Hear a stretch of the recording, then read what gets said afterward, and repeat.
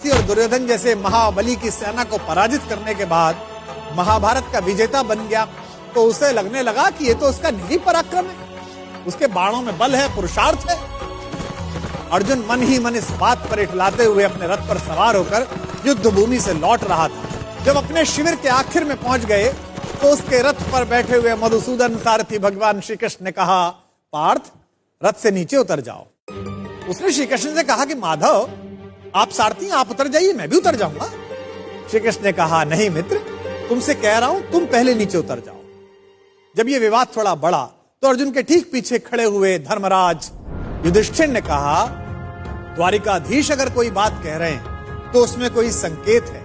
अर्जुन को कुछ समझ तो आया नहीं। भ्रकुटी पर ताव देकर थोड़े अनमने भाव से अर्जुन रथ से नीचे उतर गया। अर्जुन के नीचे उतरने के बाद सब लोग जाने लगे तो कृष्ण जैसे ही रथ के नीचे उतरे, रथ में एक भयंकर विस्फोट हुआ और रथ छोटे छोटे टुकड़ों में बट गया। विजय का सिंहासन सामने देख रहा था जो अर्जुन, जिसके सिर पर विजय का ताज था, उस अर्जुन ने पलट कर देखा तो माधव मुस्कुरा रहे थे और रथ जल रहा था।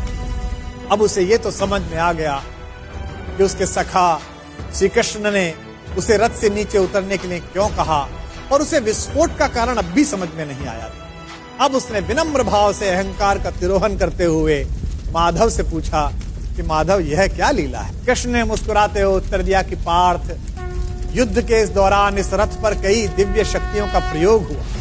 तुम पर जिन घातक अस्त्रों का प्रयोग हुआ उसका बचा हुआ असर भी इस रथ पर था जिस पर हम सवार थे। लेकिन वे सारे अस्त्र शस्त्र और वे घातक शक्तियां केवल इस कारण से काम नहीं कर रही थी कि मैं वहां उपस्थित था। अगर आज मैं इस रथ से तुमसे पहले उतर जाता अर्जुन, तो इस युद्ध को जीतने के बाद भी तुम जीवित ना हो।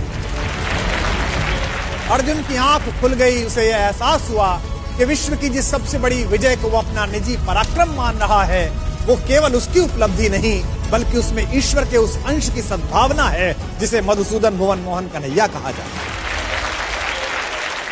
ये कथा ये बताती है कि सिद्धियों के मद में खुद को इतना शक्तिशाली मत समझो कि जिन्होंने हमें सिद्धियां दी हैं उन्हीं को आप आंखें दिखाने लगो। याद रखिएगा, आपकी प्रत्येक सफलता के पीछे कृष्ण जैसे ऐसे असंख्य लोग हैं जिनकी चुपचाप और अदृश्य शुभकामनाओं के कारण आप इस विजय रथ पर सवार हुए। जब भी आपको यह लगने लगे कि आपने यह ऐतिहासिक उपलब्धि स्वयं की बुद्धि शक्ति के कारण पाली है, तो बस उन लोगों के बारे में सोचिए जिनके सहयोग के बिना आपकी ये यात्रा इतनी आसान न होती।